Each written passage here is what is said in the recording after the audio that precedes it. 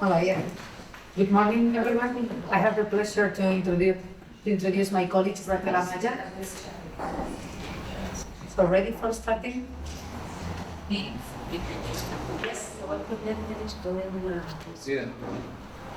Okay. So, good morning, everyone.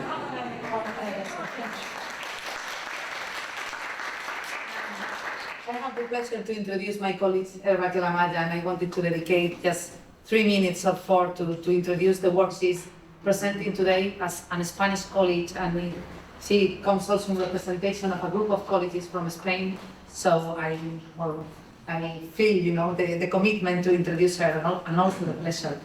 And I want to start saying that, she's talking today about I think what is an example of good practices about, workforce skills related to workforce skills research and also implementation or practice, we could say. And I wanted to explain that in our view, I think in our country we had, that family support is a new discipline and also is a new practice. And I think in our case we have been committed from not the early beginning, but at least from the 90s, with the approach of preservation and strengthening. And we have even written manuals in Spanish in the 90s already talking about that it's now a new concept. But it's not been new for us, is what I can say. And that has been reflected in research and also in practice.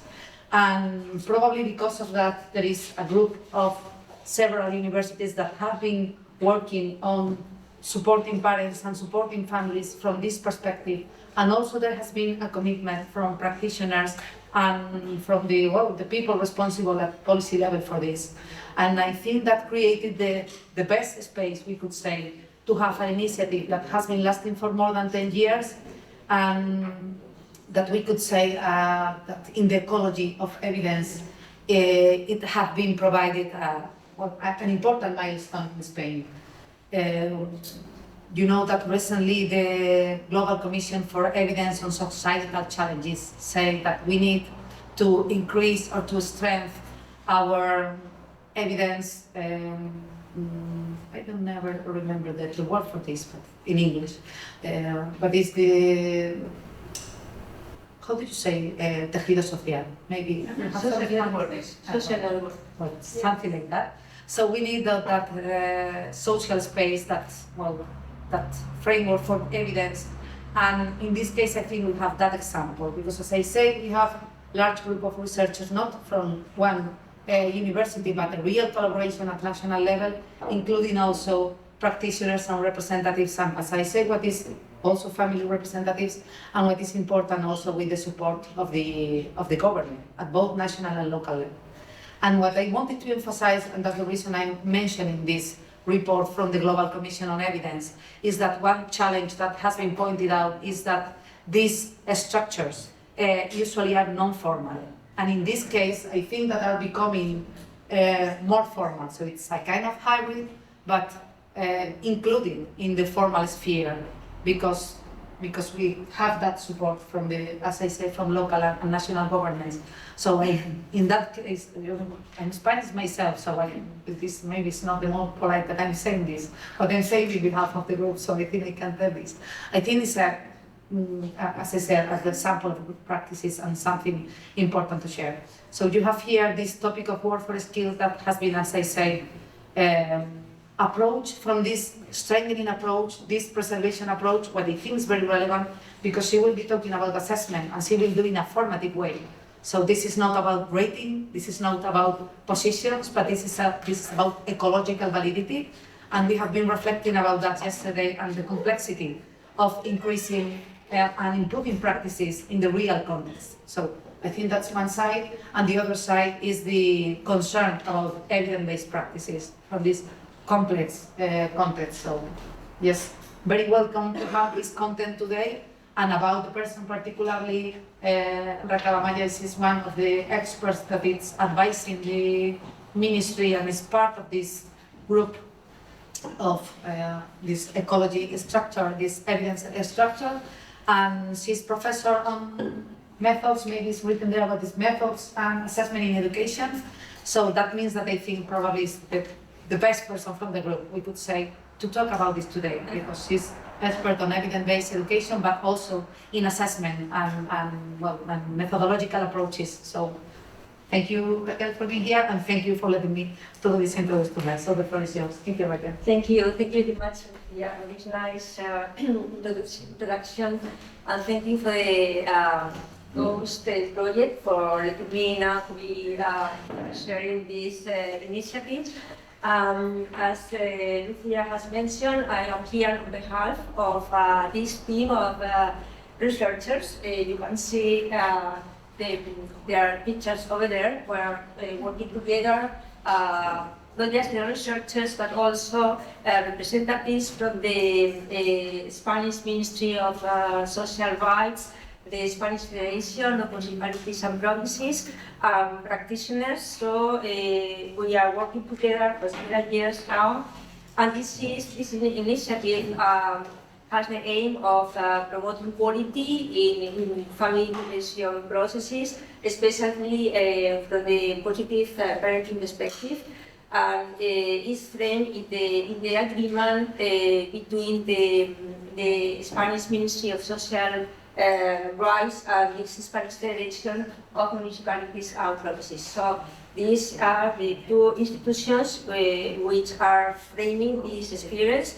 The ministry, of course, works at the national and state level, and the Spanish Federation works at the regional and local level.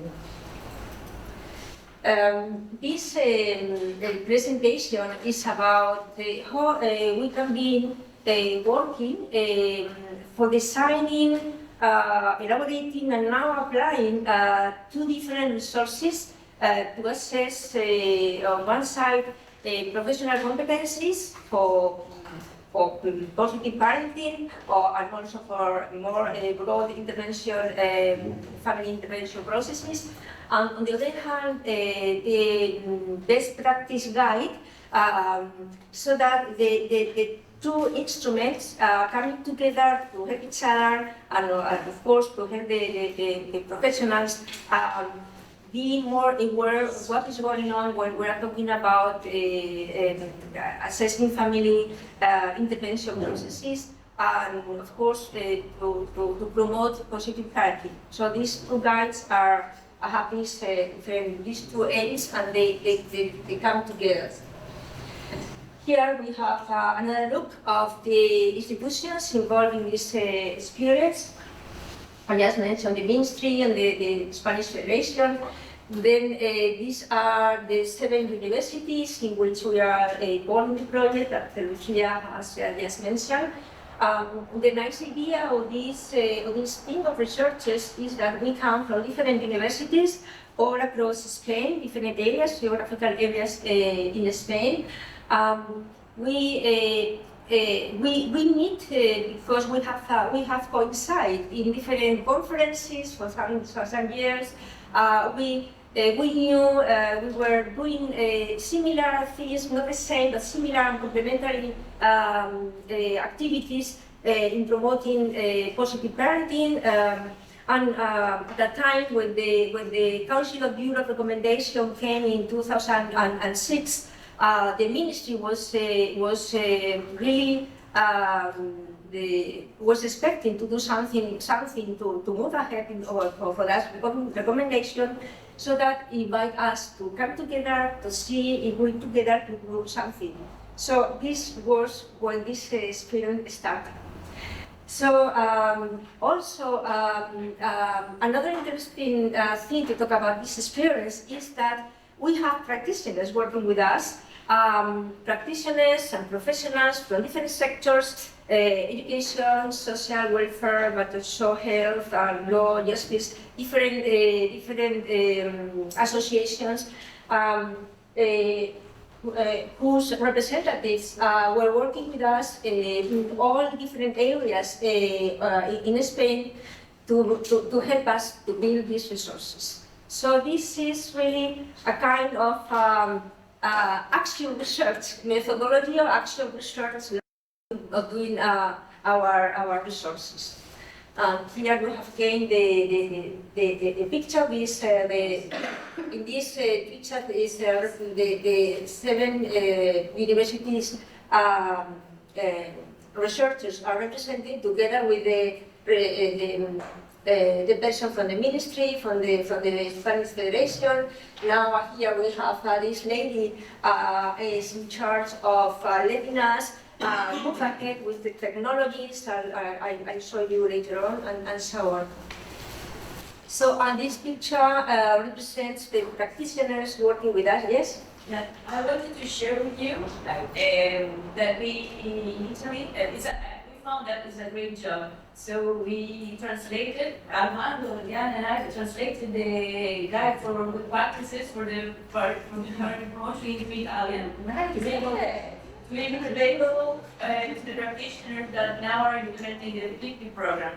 So we did a great contribution, not only for Spain, but also for... Yes, I'm glad to listen to you because I knew that the guide for best practices was translated into Italian, but our coordinator, Maria Jose Rodriguez, told us, so are now your face. I know that the transition. And we... Yes. So thank you very much for this nice job. Okay, so this is the picture, the start of who we are and how we have been working on these years. So because my the presentation is focusing in these two resources for doing what we call self-assessment for professional teams. I would like to just add to what I have just said, that building these two resources took years. It was not something which came just for thinking of that. For example, the first guide we developed was the best practice one. It took us more or less 3 years. I think it was ready. And then the interprofessional guide, interprofessional competencies came. It took us less than 3 years, but still a long time, because first of all, we had to review the international literature. We did like a systematic review, as we were talking about, to see what was going on in best practices, not just in the family intervention arena, but also in health, in education, in several sectors, to see what's going on best practices, because we wanted to design an instrument that would be intersectoral for different professionals then to work together.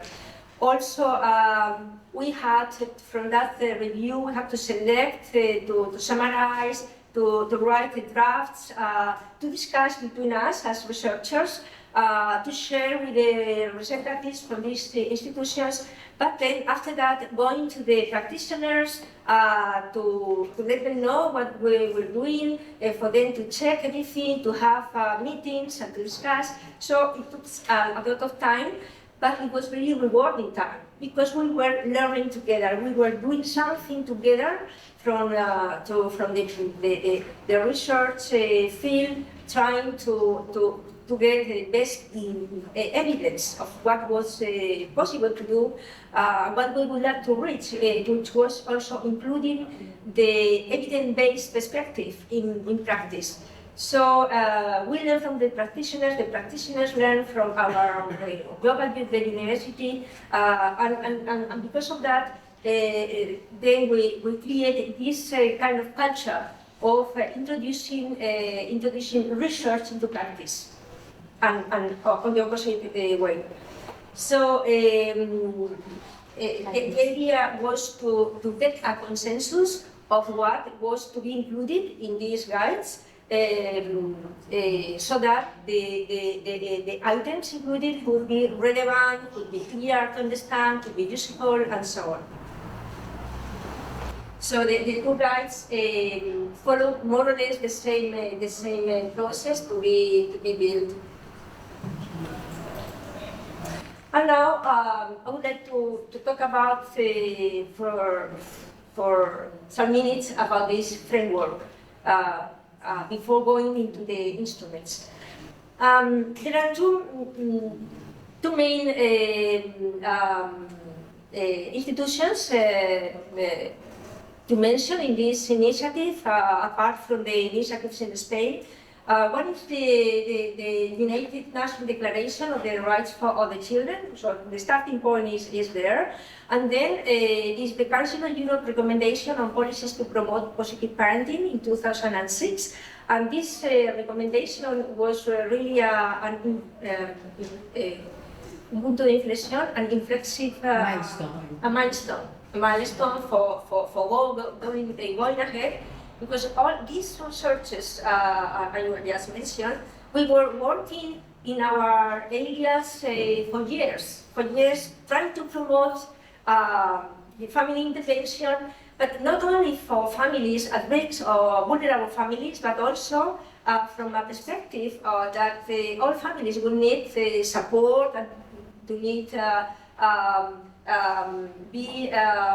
some guidance to be more awareness of what they're doing and to recognize their efforts for raising their children. We were doing this, but then when this recommendation came, is when politicians start thinking about that something should be done in another way. So that's why I want this to be clear. So the starting point is for the United Nations Declaration of the Rights of the Children, because it has the aim to enable the full development of the children. And we know that there are many socializing agents which can contribute to this, but of course the family is the key one. So one thing to analyze is, so the families need to be key in this aim, what they need. And when we all know here, because we are professionals in the field, but we have to think about it in the society itself as a broad context, what the families need. And we know by doing research, by talking with professionals, by talking with the families, that they need many things, of course, but they really appreciate to feel confidence on their own competencies. They need to feel satisfaction when performing their parenting role, when interacting with their children, with their partners, and they need information because they ask us questions. When we go to the schools to work with teachers, to perform some action research projects at the schools, the families will come to us to ask questions that maybe we think this is easy questions to solve, but they're questions, they're their needs. So they need information, and also we realize that they need space for reflection. And they need a space to get together to reflect what they're doing and how they are raising their children, especially to avoid any kind of violence or maltreatment. And we realize and we know that all families need recognition of what they are doing. They need to feel recognized for doing this. So. Also, we all know that families have different needs. Every day they face different challenges. And here is where comes the recommendation of the Council of Europe to, after revising results from different research reports in different areas, education, sociology, health, different sectors, the Council of Europe organized this recommendation to invite the institutions to work in a way that families would feel supported. So this was very, very important. Yes, I myself felt that when this recommendation came, I felt also understood by institutions. Until that, I was doing my research, and I was sharing the results with these colleagues at conferences and so on. But from that point, I felt that something was happening that would help all of us as researchers and professionals to go ahead. So the Council of Europe invites institutions to be involved in organized innovation to support families, for them to feel they are growing in competencies to promote a friendly coexistence within the family. Even for those families who would say don't have any problem. But they really need to feel that they have some support. When they have doubts, when they have any problem, they can go to someone to ask. First of all, to promote a positive coexistence. Second, to prevent problems from arising. And third, to face the challenges they have when they have really problems to face. So these are three different grades in which the Council of Europe recommendation now is organizing or tries to organize the help for the families from institutions. So this has implications for institutions and also for practitioners, of course.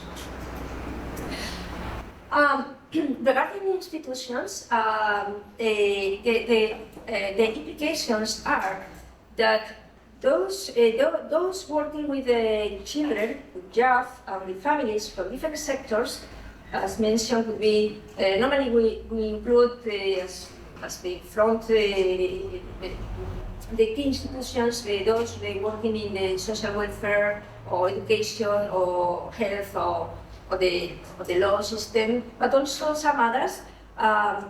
The invitation is okay. You have to face with challenges with these collectives. Why not working together? Yeah, try to work together. Try to meet and try to innovate and try to work together in solving or supporting the children and the families. And this is an invitation and an implication not just for public administrations, to be local or regional or state, but also for other foundations, associations, and so on. So from this idea, it comes a universal approach for family intervention and for family support for all families, taking into account all kinds of diversities, all degrees of say, challenges, and working from a community approach. That's how we build community, by working together from different sectors. And also it comes an idea that it's working with the families from an educational approach, to give them the information, to the opportunities to learn before the problems arise, or maybe when the problems are arising, not just when the problems are really very big. So the big challenge is to coordinate these efforts. That is the main thing, at least the difficult thing, how to coordinate. So the idea of interinstitutional collaboration phase for that. For professionals, that could mean that it's needed to take into account these rights and obligations of children and families. That means the families to be listened to be partners in the intervention processes, and take into account diversity and promote family participation. This is something, an important point, which is going to be related later on with maybe changing the approach of family intervention from the individual approach, from the group approach. And it's going to be associated with delivering, organizing, designing, and delivering and evaluating programs, positive programs with a group approach. So this is the idea of providing the appropriate services and professional practice. And from that, we come to the idea that then we need to support the families, but then we also need to support the professionals. The idea now is how to support the professionals by providing them with the resources, the training, the spaces for reflection, and for reflection together to build this partnership between the different sectors to face these new challenges. And here comes our initiative of designing these resources. We, at the central level, at the Ministry of Social Welfare, organize meetings with practitioners from the different territorial areas of Spain. We are divided in different comunidades territoriales, community, different areas, geographical areas, provinces. And from time to time, the ministry organized meetings with these professionals. And one of these meetings from 2006 were to discuss about positive parenting, because it was the new policy. So they invite them, they invite us as researchers, and we were talking about what this could mean and what could be done. And we realized from these meetings that there was not a consensus or a really agreement about what positive parenting was, because it was a new concept. And we realized that there were many different experiences and activities going on, that not all of them came to the field of positive parenting, and some others they didn't know they really came to this approach. So from that point, we thought, as researchers, as together with the ministry and the Spanish Federation, that maybe we should do something to guide the professionals to clarify what was going on when talking about positive parenting. And this is why these instruments came. So the perspective was then to create an instrument for self-assessment for professionals when working in teams. And this is important. We are going to use, or we would like to use these instruments by using them working in teams, not individually. So the two grades came, as I mentioned, they took time. Yes. Excuse me. The self-assessment is for the team to evaluate itself, or in team, each one evaluates themselves? No, the team evaluates themselves as a team. And this is the challenge also, because we know it's not easy to work as a team, but the guides have the aim to follow that objective. So the two guides didn't come at the same time. I'm presenting today the two guides because we already have them, but they didn't come at the same time. But because we were the same team organizing and designing the guides, we had in mind they should be connected. So if we could promote professional competencies, then these competencies would lead to good practices. So our aims for the two guides were, first of all, to help professionals and other people to identify and to promote professional competencies on one side and best practices in other side. So once we're aware of what is going on, then we could maybe organize training courses for professionals to use these guides to see what is going on and to learn from the indicators we included in them. So by training the professionals, then they will be ready to use these resources as for self-evaluation. for self-assessment, as Lucia mentioned, there are instruments for with a formative perspective. No one is going to be there to evaluate them from outside point of view. It's someone for them to use as a guide to see to which extent they have gone in a particular area of analysis or study. So these guides also have the aim of promoting this collaboration. So they are made with the objective. One of the main objectives was to be used as a team. Not that one professional use it to evaluate he or she herself, but as a team, what we're going on, how we are performing, how far we are going in reaching our aims, and so on. And at the end, to have a clear knowledge and idea of how we are gaining quality in our services and in doing our tasks. So these are the common aims, although of course each of them have their particular aims when we go into each of them. So we have a look here of the content of these interprofessional competencies for positive parenting. These are the contents. The contents for the other guide are more or less the same. I will show you later on. But what we included in short as content was the objective, of course, of the guide, how it was built. For us, it's important to mention how the guides were built.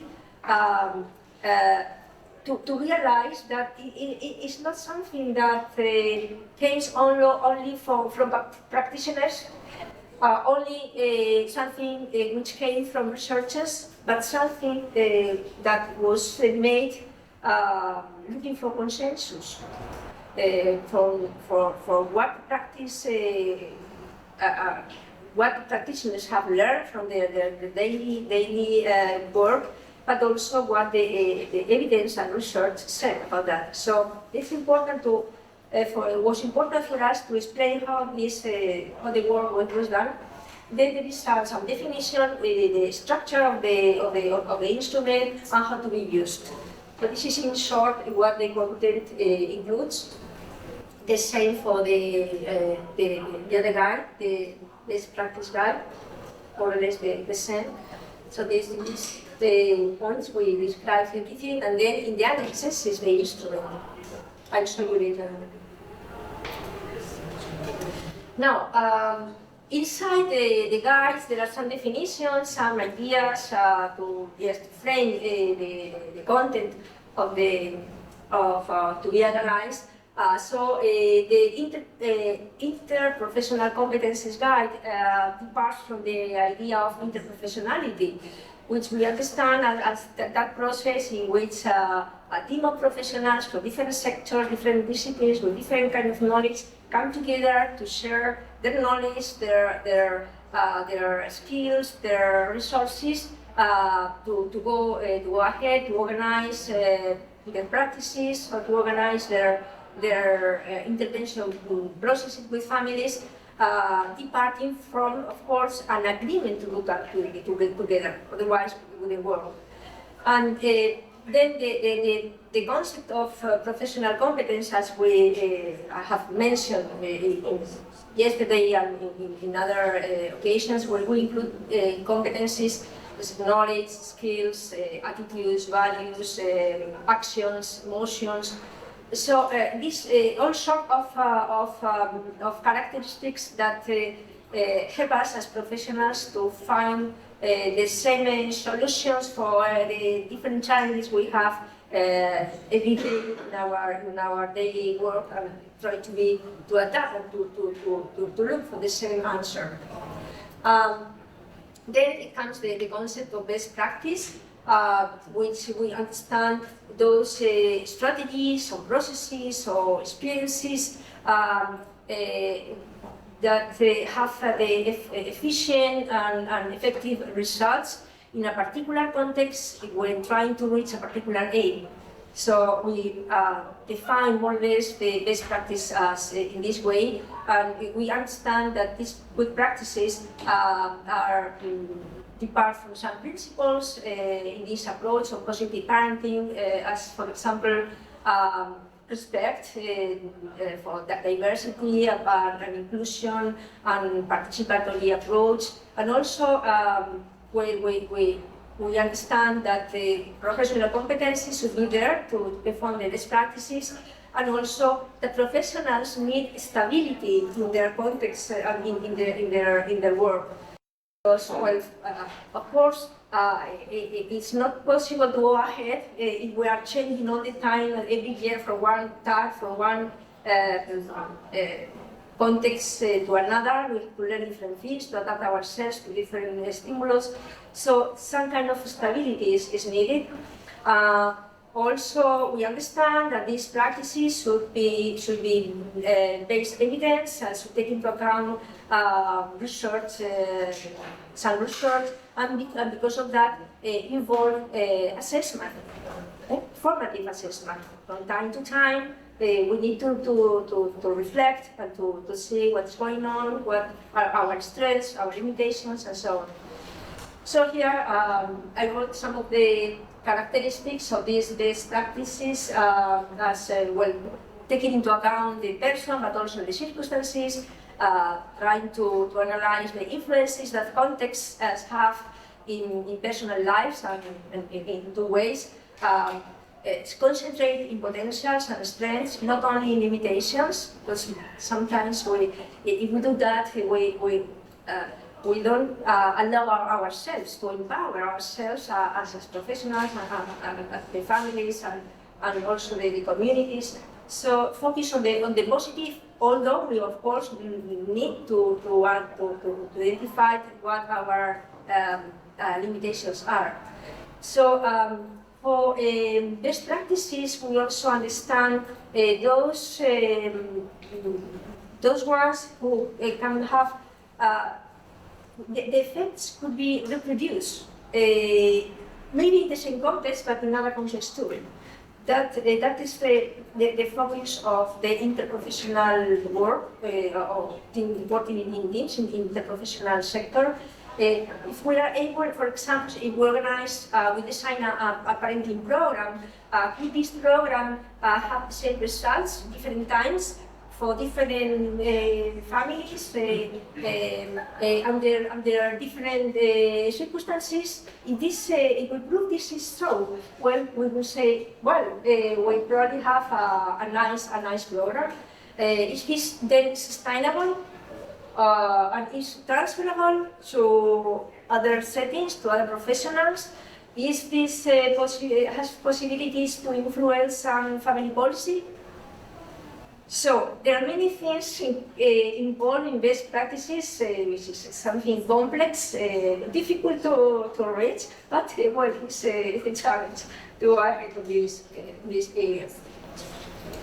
So now here we included this drawing, this interprofessional guide to reflect on the differences of different models of performing our jobs from this unidisciplinary approach in which each person, each professional, will work on he or herself, and that's it. With little collaboration or little share with other professionals. Many times we work in this way. Then would be some kind of multidisciplinarity when we work, for example, in a service in which we are the psychologists and the social workers or the pedagogists, or we work in the same service, but each of us are doing their own work with some communication that maybe not really too much. We could say this is multidisciplinarity. Interdisciplinarity would mean that we are working from the very beginning in sharing our aims, our processes, and our resources in working together as a team. this is what we think we could go forward. And transdisciplinarity could be understood what our practices really reach the context, and even in this case, families are part of our teams as active actors. Which would be the actions to be performed for these interprofessional teams? Well, the first thing is to build the team, which is the first step, but it's not an easy step. This is the same when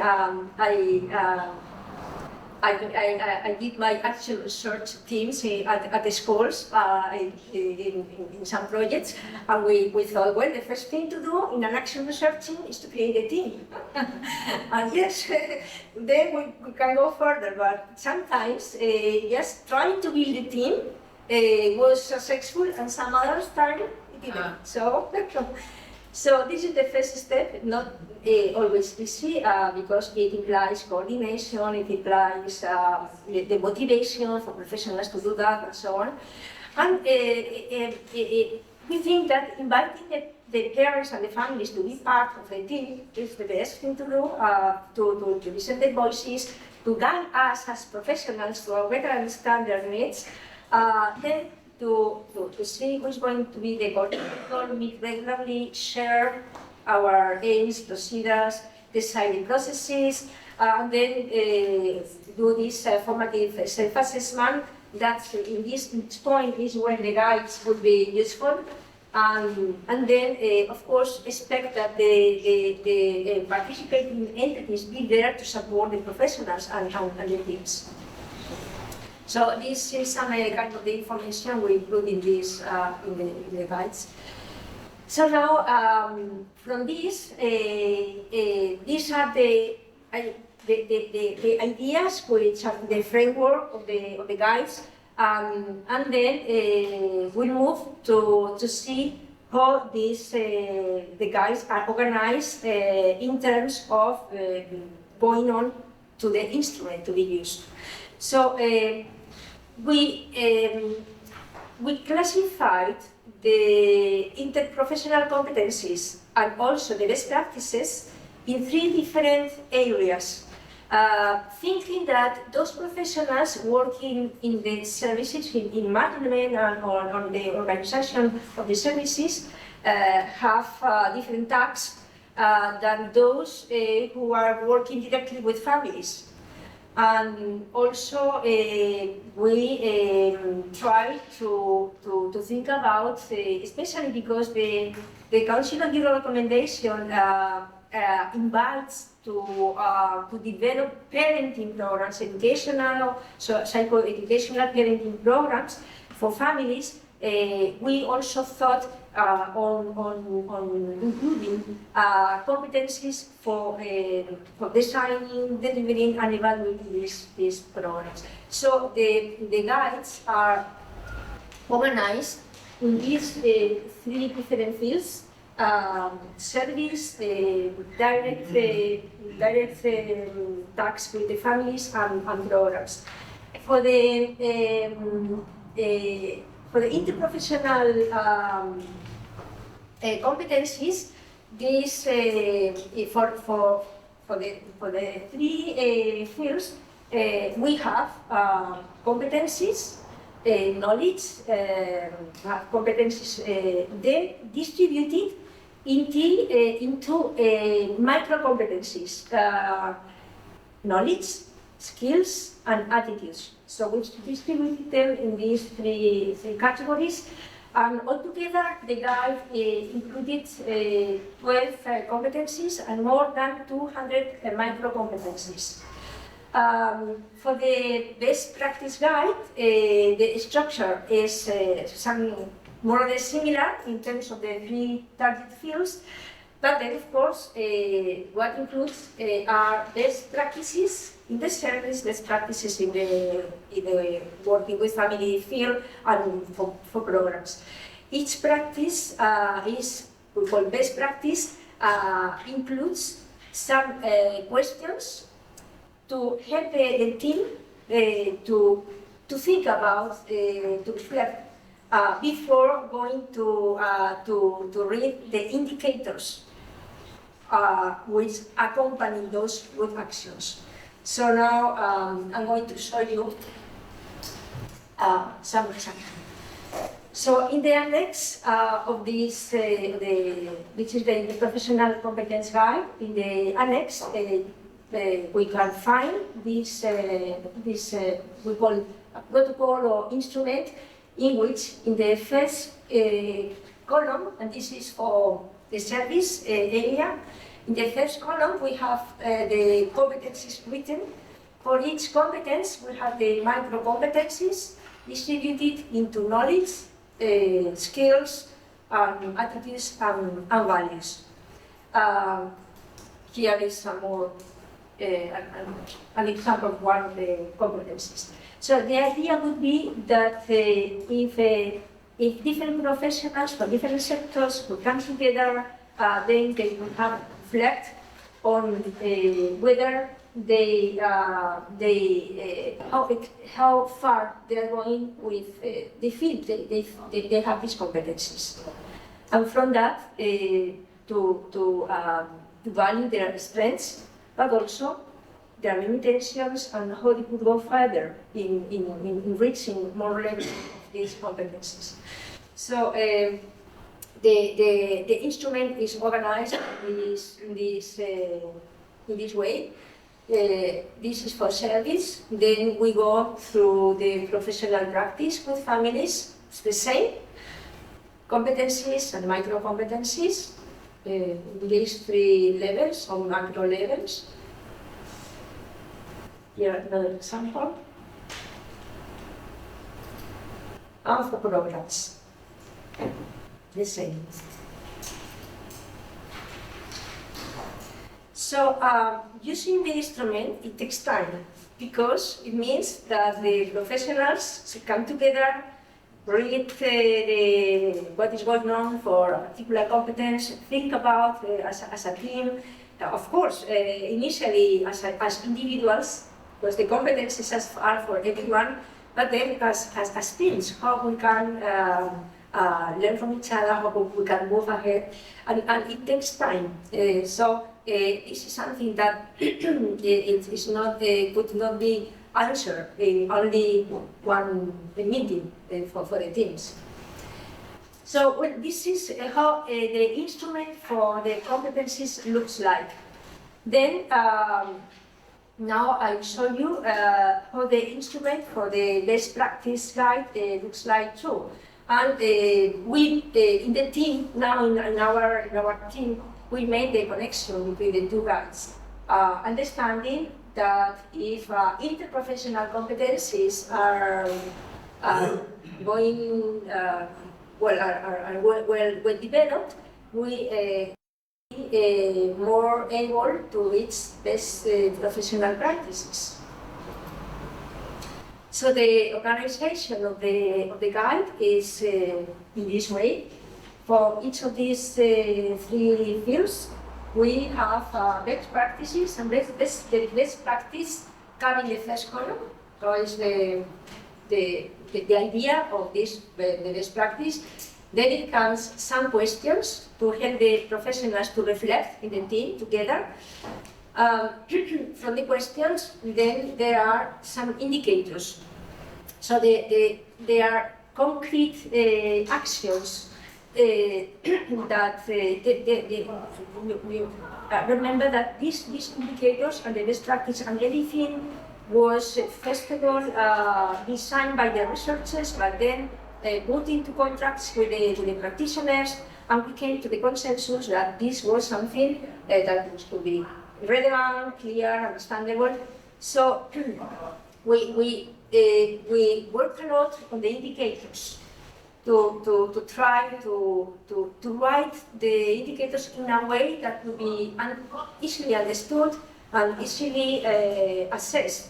So each indicator then has associated a Likert scale with 4 points from never, we as a team never do that, or we always do that, or we rarely do that, or often we do that. So the idea is that the team would have an idea of the degree in which they have gone with that best practice. This we call the instrument the protocol. It includes 25 best practices distributed into the 3 areas.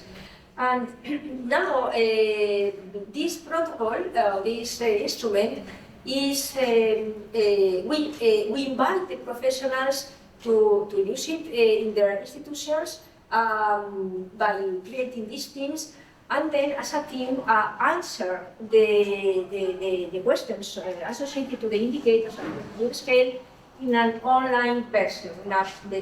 We also designed with the Ministry and with the Spanish Federation a platform which looks like this.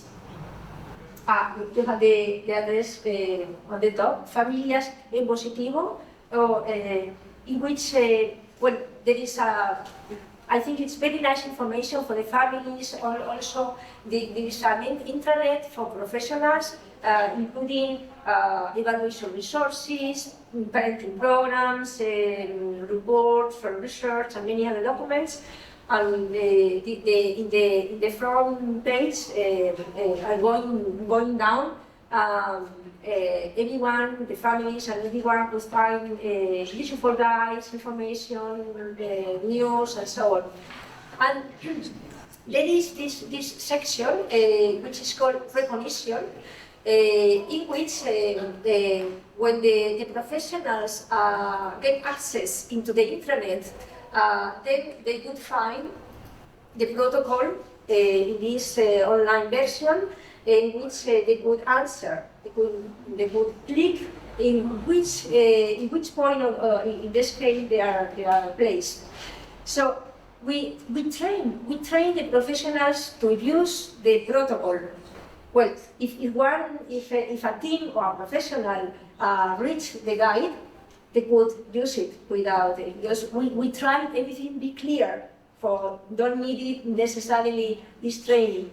But we, in different occasions, we train the professionals for using them. Actually, the ministry and the federation organize every year. They organize national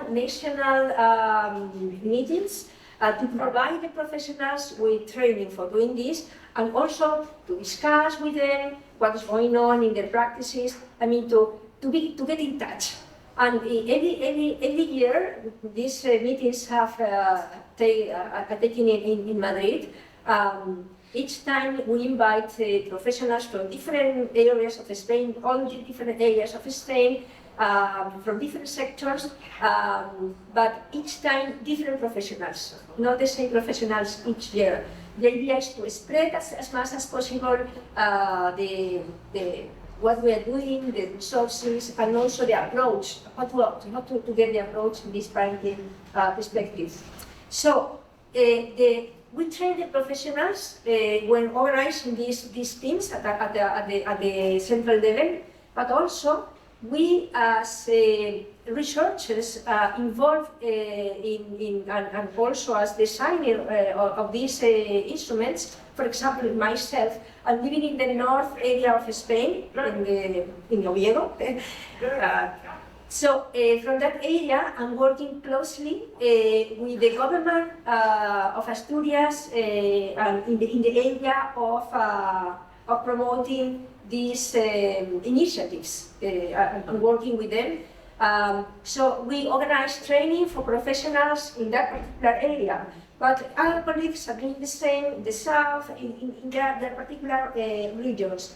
So more and more professionals now are aware of this approach, of these instruments, and are using them. We also try, when training the professionals, training professionals from different sectors. We don't invite only professionals from social services. We invite them from education, so have representation of different sectors, also professional associations, foundations, and so on. So the idea is that from the very beginning of the point of being trained, they sit together. So we want to for them to have the idea that we begin our experience by being together in the training point. So then they know each other, they learn the perspective, and they use it.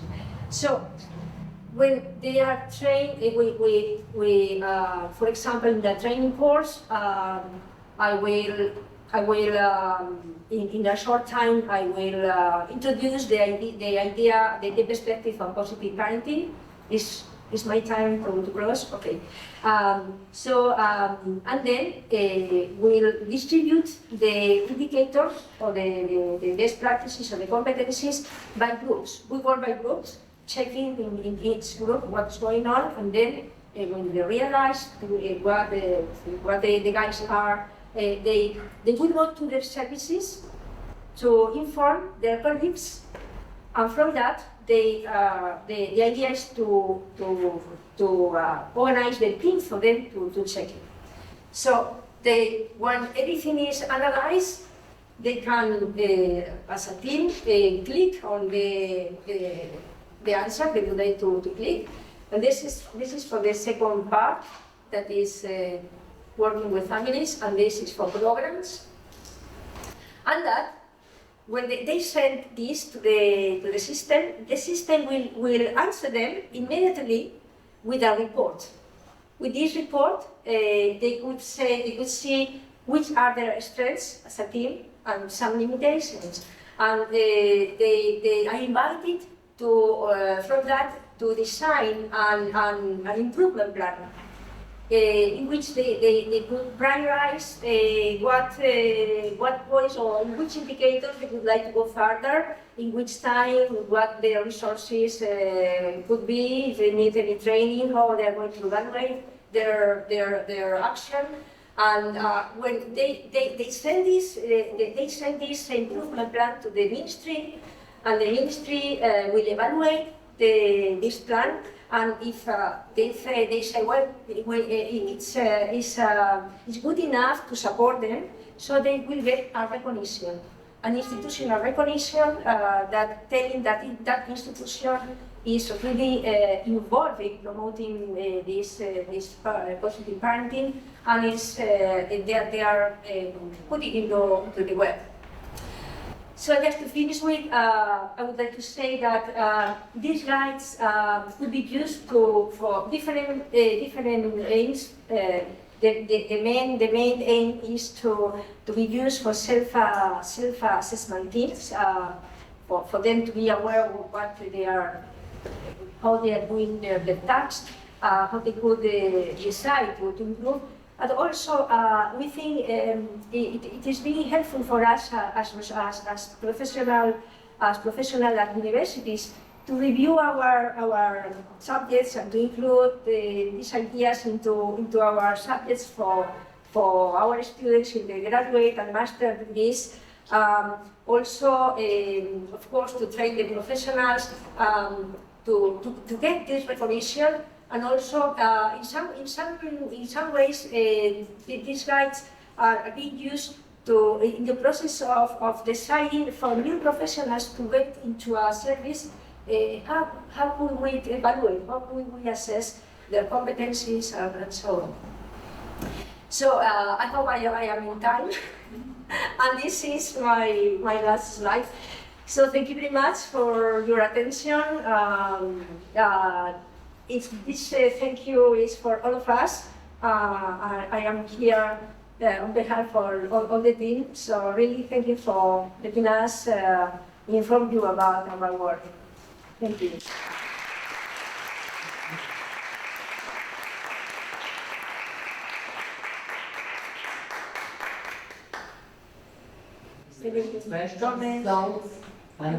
Thank you, Raquel. I was wondering about is there a specific or a number or a range of people to constitute the assessment team, or if it's better to involve as much people as possible in order to consensus and so on? Yes, well, as we normally say when working in teams, a very large team maybe wouldn't work properly.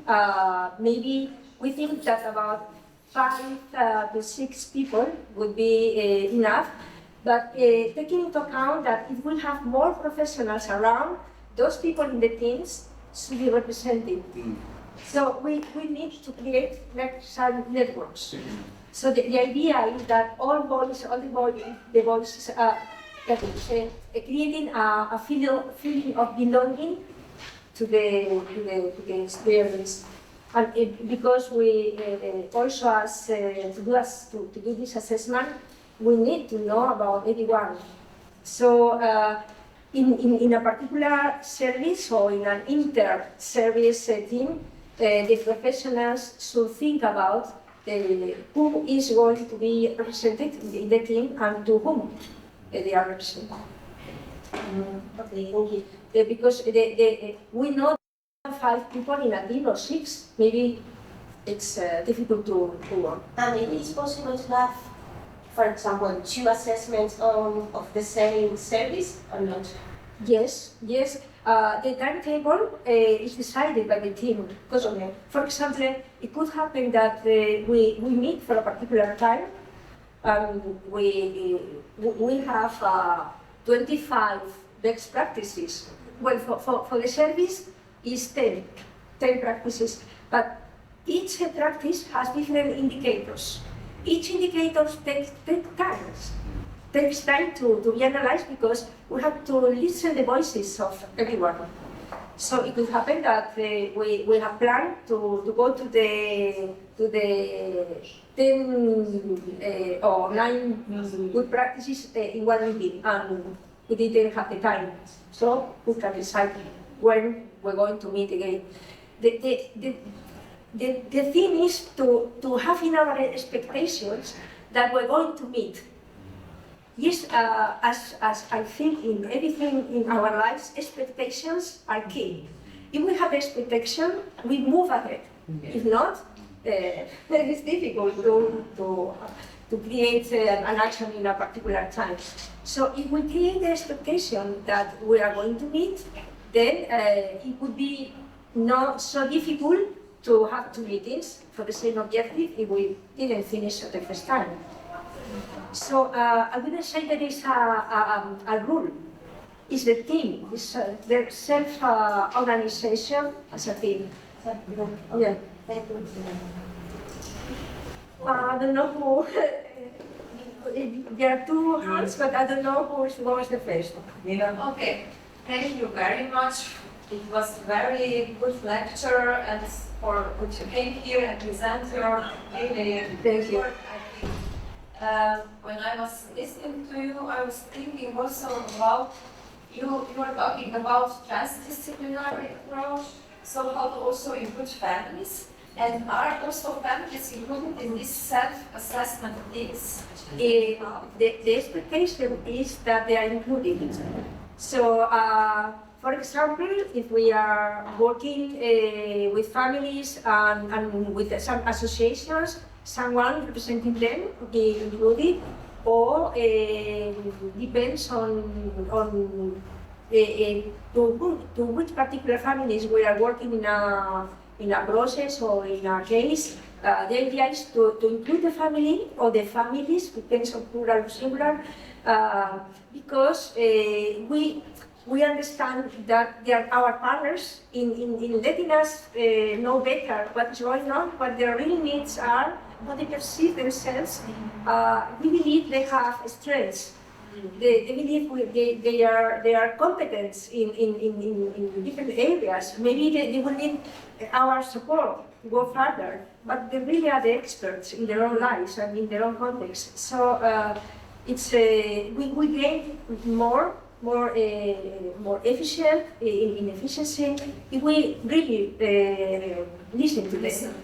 And also by doing this, they get more involved. Sometimes we could say, well, this family is not doing what I am telling them to do because, well, it's not involved. But if we are not involving them in the decision making, then they listen to us and that's it. But if they are involved, they feel part of the team, and the feeling of belonging create the expectation that you have to participate and to give you something too. Okay. So We have those freedom here. yes. Thank you for this lecture, and I will have a USP about the team. Which kind of professionals are included in this team, and if there is some prevalence of the profession. The things, the idea is that it comes professionals from the different sectors, from education, who is the particular person who is going to take part in the team is something that they should decide themselves. So sometimes head of the services, sometimes could be professionals working for this head of the services. Depends on how close they are from the main aim they would like to reach. Sometimes have technicians. I don't know if I am understanding. Yes, and how they create this equipe, and if the teacher are included in that. From the educational system, of course, and for example, in the teams, it would be probably not its teacher. It would be the tutors in Spain have the tutors of a class, or maybe the professional who is coordinating the what we call the guidance department. So this has been is something that they decide on themselves, because of the one who know how they are organized and who is coordinating some others. So if what we really advise us is that the one who comes to the team is the one who knows how everything is, how the organization is, and has information from the different people who is represented by them. So this is the idea. This is the challenge. Then in the day-by-day action, it's not so easy to reach, but it's the way we want to, the approach we want to introduce. In some places are working well, in some others it is difficult. Yes, please. Very useful conceptualization of the process. I wanted to know if this assessment regards the teams that participate on the implementation of specific programs, or as services in general. I mean, just to understand if where do they take the time to meet, because it is a common voice to hear that there is not enough time to reflect for practice. No, it's not time to meet. Yeah, you mentioned. Yeah, it's not. Yes. Well, the professionals meet for different aims. Could be for the service. The ones from the service would meet in the service. The professionals who are working more directly with families would meet in their own spaces where they decide to meet. It's better for them. It's close to the daily task. Would be in the service too, if they have the space for doing that. And regarding the programs, those who meet is those who are delivering the programs. So depends on the aims and depends of which are the professionals involved in a particular area they would meet. So sometimes would meet professionals working in the service with professionals working with the families to learn from each other and to go further in the assessment. And of course, to learn about what is going on with the programs. But the first approach is that we organize the guys in these three sectors for them to know, to make clear that they come together those who are working in the same thing, for them to be better, to understand themselves in an easy way. But of course, we also know that everyone is connected with the service, is connected with the professionals who are working with the families, and the service is promoting the programs. Who at the same time the programs are delivered for the professionals working with family. At the end, everything is related.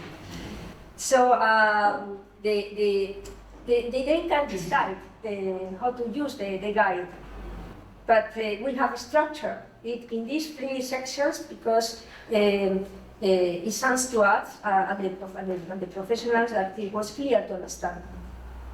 Then the use they can do of the guides will be decided in the way they think is better for them, which is the aim. We don't want to say them what they have to do at the same time. We'll just give them resources. Yeah, thank you. Thank you. Hopefully you'll get called. So. Thank you. Thank